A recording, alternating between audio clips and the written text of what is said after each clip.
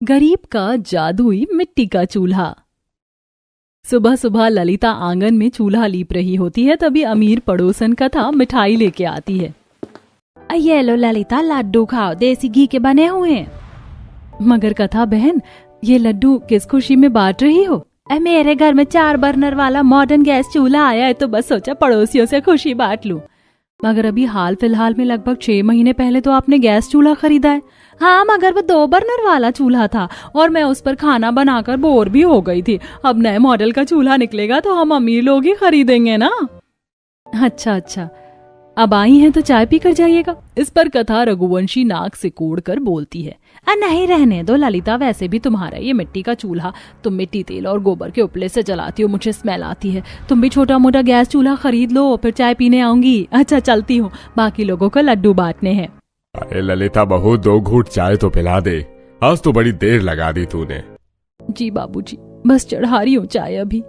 दुखी मन से ललिता चूल्हे पर चाय चढ़ा देती है। एक तो खुला आंगन, ऐसे में मिट्टी के चूल्हे पर खाना बनाना कठिनाई और चुनौती भरा मंजर होता है। ललिता का ससुराल बहुत गरीब तबके का था। जब से वह शादी होकर आई थी, मिट्टी के चूल्हे में ही खाना बनाती थी, चाहे फिर धूप छाए, बारिश आए या धुआं हो। रोजाना की तरह बेचारी धुएं और तपिश में रोटी बना रही होती है। तभी राकेश उखड़े मिजाज में बोलता है। ललिता, अभी तक तुमने डिब्बे में रोटी भी नहीं डाली, आज तो आधा दिन लगा दिया तुमने। हद है यार, रहने दो, आज रोटी लेके नहीं जाऊंगा। अरे राकेश, क्यों बहू पर ऐसे पिनक रहा है? कोई गैस चूल्हा थोड़ी है जो फट से जल जाएगा, मिट्टी का चूल्हा है, आंच जलने में हो जाती है देरी कभी कभी। अब बहू ने रोटी बना दी है तो ले जा। ललिता डबडबाई आंखों से रोटी का डिब्बा दे देती है, पर इसमें पूरा दोष राकेश का भी नहीं था। घनघोर गरीबी में उसकी हर दिन की एक ही चिंता रहती, मजदूरी का काम मिल जाए तो परिवार का पेट भर जाए। इसी तरह सिलसिला जारी था। माँ जी, बाबूजी, आप दोनों को एक और रोटी दूं? अरे नहीं बहू, रहने दे, मेरा तो 2 रोटी में ही पेट भर गया है। माँ जी, आपकी थाली में 1 रोटी डालूं? नहीं बहू, मैं तो ये रोटी बड़ी मुश्किल से सधा रही हूँ, ले इसी थाली में खा ले तू भी, दोपहरी हो गई है। माँ जी, बच्चों के स्कूल से आने का समय हो गया है, उन दोनों को खाना परोस कर फिर मैं खा लूंगी। तभी पसीने में भीगे हुए पूजा, सोनू अंदर आते हैं। आ गए मेरे प्यारे बच्चों, जल्दी से हाथ मुंह धो लो, मैं खाना परोसती हूँ। पहले बताओ, खाने में क्या बनाया है? रोटी और आलू की भुजिया बनाई है बच्चों। रोटी भुजिया सुनते ही सोनू मुंह फुलाकर खाने से बना कर देता है। मुझको नहीं खाना आपकी सड़ी हुई रोटी भुजिया, आप ही खा लेना। हाँ, मुझको भी आलू की भुजिया रोटी नहीं खानी है। मगर बच्चों, तुम दोनों को तो आलू की भुजिया रोटी पसंद है। पसंद है, लेकिन माँ तुम डेली आलू की भुजिया और सूखी रोटी और सादे दाल चावल के सिवा कभी कुछ अच्छा क्यों नहीं बनाती हो? अरे पूजा, तो मेरी प्यारी समझदार पोती है ना, ऐसे खाने से नाराज नहीं होते हैं। क्या खाना है मेरी पोती को? दादी, मुझको मटर पुलाव, शाही पनीर, दाल मखनी खाने का दिल करता है, मगर माँ हमारे लिए कभी नहीं बनाती है। बच्चों, तुम्हें पता है ना, तुम्हारे पिताजी बड़ी मुश्किल से हमारा पेट भरवाते हैं। हम इतने अमीर नहीं हैं जो मटर पनीर जैसी महंगी सब्जी हमारे घर में बने। तो फिर हमारे लिए हलवा पूरी बनवा दो ना दादी। सोनू जैसे ही दबदबाई आंखों से हलवा पूरी खाने की इच्छा जताता है, गरीब रेवती, हरि प्रसाद और ललिता का दिल पिघल जाता है। बहू जा, थोड़ा 2-4 कचौड़ी और हलवा बनाकर दे दे, दोनों बच्चों का दिल रह जाएगा। जी माँ जी। ललिता कड़ी धूप में आंगन में आकर हलवा पूरी बनाने में जुट जाती है। हे भगवान, इस मिट्टी के चूल्हे पर पकवान बनाना राई के पहाड़ बनाने जितना कठिन है। शुक्र है भगवान का हलवा तो तैयार हो गया, जल्दी से पूरी छान लेती हूँ। ललिता पूरी तलने लगती, तभी एकदम से मिट्टी का चूल्हा टूट जाता है, तेल से भरी कढ़ाई पलट जाती है। तभी सास रेवती दौड़ कर आती है। अरे बहू, तू ठीक तो है? तेल का छींटा तो नहीं पड़ा? नहीं माँ जी, मैं ठीक हूँ, मगर चूल्हा टूट गया, अब खाना किस पर बनेगा? कोई बात नहीं बहू, नया चूल्हा बना लेंगे। बड़ी अनहोनी होने से टल गई, केवल चूल्हा टूटा है। माँ जी, दोनों बच्चों के खाने लायक हलवा पूरी बन गई है, मैं परोस देती हूँ, फिर जंगल चली जाऊंगी। मिट्टी भी लेकर आना और ईंधन के लिए लकड़ियां भी। ललिता हलवा पूरी की थाली सजाकर जैसे ही जाने लगती है, उसकी नजर पड़ोसन के दरवाजे पर जाती है, जहाँ एक बड़ी गरीब कुबड़ी कोढ़ी बुढ़िया खाना मांग रही थी। बेटिया, भगवान के लिए 2 रोटी खिला दो, बहुत भूखी हूँ, भगवान तुमको बरकत दे। हे भगवान, ये बुढ़िया कितनी ढीठ है, मेरे घर में तुझको खिलाने के लिए कुछ नहीं है, चल भाग भाग यहाँ से। कथा उस बुढ़िया को दुत्कारते हुए धक्का मार देती है, जिससे उसके कोढ़ के फोड़े छिल जाते हैं। तभी ललिता आकर उठाती है। अम्मा, आप ठीक तो है ना? आपके घाव से तो खून बह रहा है, आप मेरे घर चलिए। अरे ओ ललिता, इस बुढ़िया के शरीर पर कोई आम घाव नहीं है, बल्कि कोढ़ है। ये बीमारी फैलती है। अरे मत छू इसे, वरना तू भी ग्रस्त हो जाएगी। ललिता कथा की एक बात नहीं सुनती और तरस खाकर उस बुढ़िया को अपने घर लाती है और उसके घावों पर मलहम लगाती है। वहीं दोनों बच्चे अपना खाना उसे परोस देते हैं। ये लो दादी अम्मा, आप ये हलवा पूरी खा लो। भूख से बेहाल बुढ़िया झट से पूरी हलवा खा लेती और दोनों बच्चे टुकुर टुकुर देख रहे थे। ललिता ने रोते हुए कहा, बच्चों, अब तो घर में खाने को कुछ भी नहीं और चूल्हा भी टूट गया। आज खाना नहीं बन पाएगा। कोई नहीं माँ, हम भूखे रह लेंगे। उनकी बात सुनकर बूढ़ी अम्मा अपनी पोटली में से मिट्टी निकाल कर देती है। सुनो बेटी, मेरे पास इस खाने का मोल चुकाने के लिए और कुछ नहीं, केवल ये मिट्टी है। तुम इससे चूल्हा बना लेना, ये चूल्हा फिर कभी नहीं टूटेगा। मैं चलती हूँ। बुढ़िया ललिता को मिट्टी देकर चली जाती है। ललिता उस मिट्टी से चूल्हा तैयार करती है। जैसे जैसे मिट्टी सूखती है, चूल्हा खरे सोने की तरह चमचमाने लगता है। तभी रेवती टोकती है, ललिता बहू, ये चूल्हा कौन सी अनोखी मिट्टी से बनाया है? देख, कुंदन की तरह चमक रहा है। खैर, अब खाना चढ़ा दे, राकेश भी लौटने वाला होगा। जी माँ जी। जैसे ही ललिता चूल्हे पर भगोना चढ़ाती है, बर्तन लबालब लजीज शाही पनीर से भर जाता है, जिससे पूरा का पूरा गरीब परिवार अचंभा करने लगता है। हैला माँ, ये चूल्हा तो दिन के चिराग की तरह जादू करता है। बहू, ये कैसा चमत्कार था? मैं भी उलझन में हूँ माँ जी। मैंने तो पतीले में कुछ पकाया भी नहीं, फिर पनीर की सब्जी से कैसे भर गया? ललिता चूल्हे की माया को थाने के लिए फिर से एक खाली बर्तन चूल्हे पर रखकर इच्छा मांगती है। मैं चाहती हूँ कि अभी के अभी इस बर्तन में शाही टुकड़ा मिठाई आ जाए। जादुई चूल्हा अपना चमत्कार दिखाता है और देखते ही देखते बर्तन स्वादिष्ट शाही टुकड़े से भर जाता है। सबकी आंखों में खुशियों की चमक छाई थी। इसका मतलब माँ जी, वो अम्मा भगवान का भेजा हुआ दूत थी जो हमारी परीक्षाएं लेने आई थी। देर ही सही बहू, ऊपर वाले की बरकत हमारे परिवार पर हुई है, तभी तो इस जादुई चूल्हे से हमें नवाजा है। बारी बारी से पूरा गरीब परिवार अपनी पसंद का खाना मांगता है। ए जादुई चूल्हे, मुझको मालपुआ और राज कचौड़ी खाना है। ससुर तरसते हुए जैसे ख्वाहिश जाहिर करता है। पूरा घर जादुई चूल्हे की सुनहरी रोशनी से प्रकाशमान होता और ढेर सारे मालपुए पकवान आ जाते हैं। कुछ देर बाद राकेश जब घर लौटता है तो उसे इस बारे में पता चलता है, तो वह भी खुशी से फूला नहीं समाता है। ऐ मेरे जादुई चूल्हे, मुझ गरीब गृहिणी की सूनी रसोई को अनाज के भंडार से भर दो, ताकि आज के बाद मेरी रसोई में कोई कमी घटी ना रहे।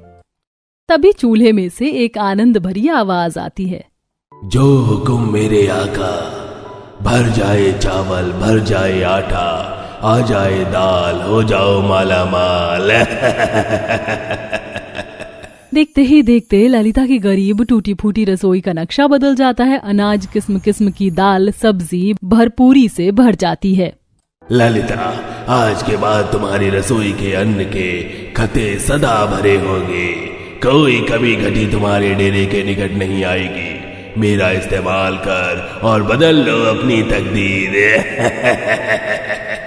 अंत में ललिता सूझबूझ के साथ जादुई चूल्हे का सदुपयोग करती है और होटल खोल लेती है, जहां तरह तरह के खाना और व्यंजन खाने के लिए लोगों की भीड़ जुटने लगती है, खास करके उसके चूल्हे की रोटी खाने के लिए। शहर से अच्छे खासे संपत्ति वाले भी मीलों का सफर तय करके आते। इस तरह ललिता अपने परिवार के गरीबी दुख कष्ट को दूर करके एक सफल गृहिणी के तौर पर मिसाल कायम करती है। खाना बनाने का ऐसा गार्डन में तो मजा ही कुछ और है, लेकिन सर्दी भी है। ये तुम यहाँ क्या कर रही हो? भाभी वो मैं। ये गार्डन में खाना कौन बनाता है?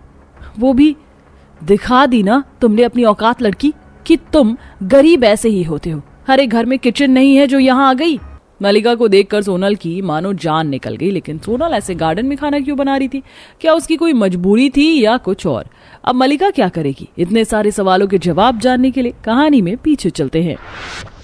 विकास, मैं तुम्हें बहुत पसंद करती हूँ, लेकिन मुझे नहीं लगता कि तुम्हारे इतने बड़े घर में मैं रहने के लायक हूँ। कहाँ तुम और कहाँ मैं, हम दोनों के रिश्ते को कोई स्वीकारेगा नहीं। जहाँ दिल राजी वहाँ रब राजी, और जहाँ रब राजी वहाँ फिर सब भी राजी हो ही जाते हैं। तुम चिंता क्यों कर रही हो सोनल? तुम ही वो लड़की हो जो मेरे लिए बेस्ट है। मैं बस 5 मिनट में तुम्हें लेने आ रहा हूँ, रेडी रहना। पर सोनल मेरी बच्ची, किससे बात कर रही थी तू? कुछ नहीं बाबा, वो मैं तो, आप मुझे गलत मत समझना। नहीं बेटा, मैं तुझे गलत नहीं समझ रहा हूँ, बल्कि मैं तो काफी खुश हूँ। तूने अपने लिए खुद ही सही इंसान को चुन लिया। सच बाबा, बाबा वो आज मुझे लेने आ रहा है। अपने आशीर्वाद के साथ मुझे विदा करेंगे ना? जरूर करूंगा। मेरा आशीर्वाद तो हमेशा ही मेरी सोनल के साथ है।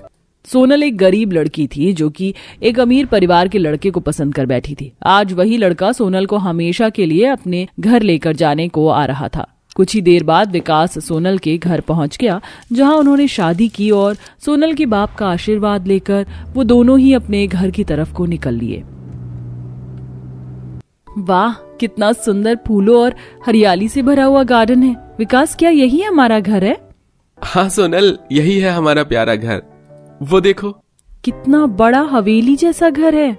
हवेली जैसा नहीं, ये हवेली ही है। अच्छा चलो अब गाड़ी से उतरो। मुझे डर लग रहा है विकास, तुम्हारे घर वाले मुझे। ओहो सोनल, मैं हूं ना, कुछ नहीं होगा। विकास ने सोनल का हाथ पकड़ लिया और वो उसे अपने घर के अंदर लेकर गया, जहां उसकी बहन ने अपने भाई को एक लड़की के साथ आते हुए देख लिया और उसने अपनी माँ और भाभी को इस बारे में बता दिया। अच्छा, तो तुम दोनों 4 सालों से एक दूसरे को जानते हो? तुमने मुझे इस लड़की के बारे में एक बार भी बताना जरूरी नहीं समझा विकास? माँ बस डरता था कि कहीं आप मना न कर दो। वैसे माँ, सोनल बहुत अच्छी लड़की है, आपको कभी भी शिकायत का मौका नहीं देगी। आप इसे एक मौका दे दो। ठीक है, दे देती हूँ। वैसे भी अब तो कुछ और किया नहीं जा सकता है, आखिर सोसाइटी में हमारी भी कोई इमेज है। मम्मी जी, आप कुछ मत बोलो मलिका, मैं कुछ सोचकर ही फैसला कर रही हूँ। ठीक है लड़की, क्या नाम बताया था विकास ने? हाँ सोनल, स्वागत है हमारे घर में तुम्हारा। भावना ने बिना किसी हाय हाय या किचकिच के अपनी बहू को घर के अंदर बुला लिया। भावना या उसकी बेटी राधा को तो सोनल से कोई दिक्कत नहीं थी, लेकिन मलिका जो कि भावना की बड़ी बहू थी, उसे सोनल का घर में आना जरा सा भी पसंद नहीं आया। नमस्ते माँ जी। नमस्ते, आ गई तुम बहू? जी। ज्यादा डरो नहीं। ठीक है, तो आज तुम्हें खुद को अच्छी बहू साबित करने का मौका दिया जा रहा है। आज तुम्हारी पहली रसोई होगी और उसी से पता चल जाएगा कि तुम कैसी बहू हो। सारा सामान किचन में है। राधा, सोनल को रसोई दिखाओ। अपनी माँ की बात सुनकर राधा सोनल को रसोई दिखाने को ले आई। देखो भाभी, ये रहा हमारा सारा सामान। इधर चम्मच है, इधर क्रॉकरी है और गैस चूल्हा ये वाला है और इलेक्ट्रिक चूल्हा इधर है। अब मैं जाऊं? हाँ, चली जाओ। हे भगवान, सिलेंडर, बिजली का चूल्हा, इन्हें तो देखकर ही मेरा दिल सीने से बाहर आने को तैयार है। हे भगवान, मैं यहाँ खाना नहीं बना सकती हूँ। सोनल का वहां दम घुट रहा था, उसे चक्कर भी आ रहे थे। ऐसे में वो रसोई की खिड़की पर आ गई और हे भगवान, अरे कितना सुंदर गार्डन है। फूल, पेड़ पौधे, हरी हरी घास। ठीक है, सोनल ने ऐसे बोलकर रसोई से सारा सामान उठा लिया और उसे लेकर वो गार्डन में आ गई। सर्दी का मौसम था, हवा चल रही है और इस गार्डन में तो ये और भी ठंडी ठंडी लग रही है। लेकिन कोई नहीं, अब मैं यहीं पर खाना बनाऊंगी। तो सबसे पहले मुझे चूल्हे के लिए 2 ईंट कहाँ मिलेंगी? सोनल इधर उधर ईंट ढूंढने लगी। घर की बैक साइड में कुछ ईंटें पड़ी हुई थी जो कि सोनल ने उठाई और उसके बाद उसने चूल्हे में जलाने को लकड़ी ढूंढना शुरू किया। भगवान, यहाँ तो खाना बनाने के लिए अच्छी कसरत हो गई। अब ये लकड़ी कहाँ से लूं? अरे हाँ, सोनल घर के बाहर आई। सड़क के किनारे एक सूखा हुआ पेड़ था, उसने छिपकर उसकी लकड़ी ली और फिर उसने गार्डन में चूल्हा जलाकर खाना बनाना शुरू किया। खाना बनाने का ऐसा गार्डन में तो मजा ही कुछ और है। ये तुम यहाँ क्या कर रही हो? भाभी, भाभी वो मैं। ये गार्डन में खाना कौन बनाता है? वो भी दिखा दी ना तुमने अपनी औकात लड़की, कि तुम गरीब ऐसे ही होते हो। अरे घर में किचन नहीं है जो यहाँ आ गई। ठहरो। अरे माँ का फोन। मलिका अपनी माँ का फोन देखकर वहां से चली गई। सोनल मलिका को देखकर भी अंदर नहीं गई और उसने सारा खाना वहीं बनाया। भाई वाह, मजा आ गया, इसको कहते हैं खाना। सोनल बहू, तूने साबित कर दिखाया कि तू विकास की पसंद है। सच में भाभी, सो गुड। शुक्रिया। सोनल आज बहुत ज्यादा खुश थी क्योंकि उसे ससुराल में अपना लिया गया था। वहीं मलिका उससे मन ही मन जल रही थी।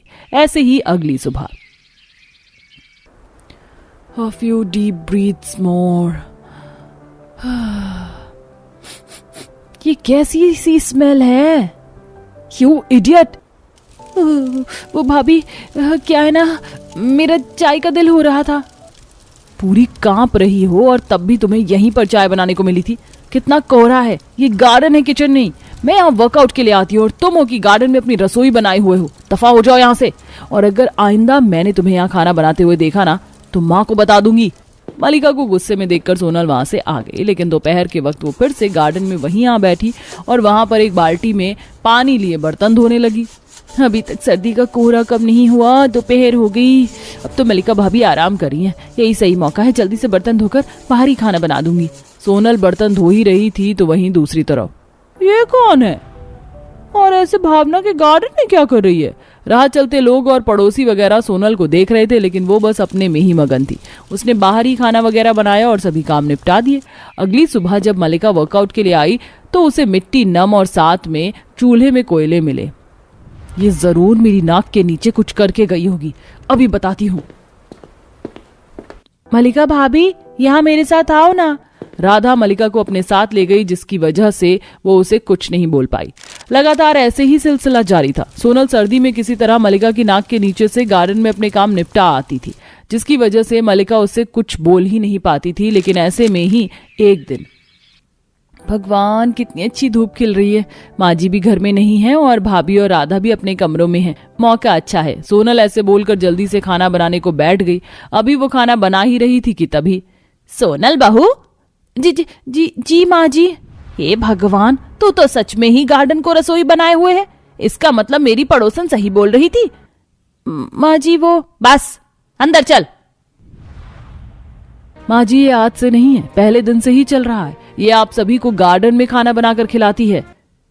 क्यों करती है तू ऐसा? अरे मैंने तुझे अच्छी बहू समझकर अपनाया था, लेकिन तूने हमारी आंखों में धूल झोंक दी। माँ जी, ना इसे सर्दी दिखाई देती है ना गर्मी। बस करो भाभी, मैंने बाहर खाना किसी शौक में नहीं बनाया, मेरी मजबूरी थी। क्या मजबूरी थी? माँ जी, मैं रसोई में काम करने जाती थी, कोशिश करती थी कि यही खाना बना लूं, लेकिन माँ जी मुझे गैस, चूल्हे, बिजली की चीजें और सिलेंडर को देखकर डर लगता है। ऐसा लगता है कि जैसे ये चीजें मेरी जान ले लेंगी, क्योंकि मेरी माँ की जान एक गैस चूल्हे ने ही ली थी। सोनल की बात सुनकर सभी बस कुछ देर से शांत से हो गए और फिर भावना बोली, तो ये बात है, लेकिन बहू तुझे हमें इस बारे में बताना चाहिए था ना। अब अगर तू ऐसी हरकतें करेगी तो हम तो गुस्सा करेंगे ही। हो सके तो मुझे माफ कर देना सोनल, मैं बेवजह ही बहुत कुछ तुमसे बोल चुकी हूँ, जबकि मैंने कभी बाहर खाना बनाने का तुमसे रीजन नहीं पूछा। आप माफी मत मांगिए। रो मत भाभी, ज्यादा बड़ी बात नहीं है। ये चीजें बेशक खतरनाक है, लेकिन अगर सावधानी से इस्तेमाल करो तो बहुत काम की भी हैं। अब हम आपको इन्हें सावधानी से इस्तेमाल करना बताएंगे। राधा की बात सुनकर सोनल मुस्कुराने लगी। बस फिर क्या था, उसी दिन से मलिका और राधा ने मिलकर सोनल को किचन की चीजें सावधानी से चलानी बताई। कुछ दिनों में ही सोनल सब कुछ सीख गई और सब फिर खुशी खुशी रहने लगे।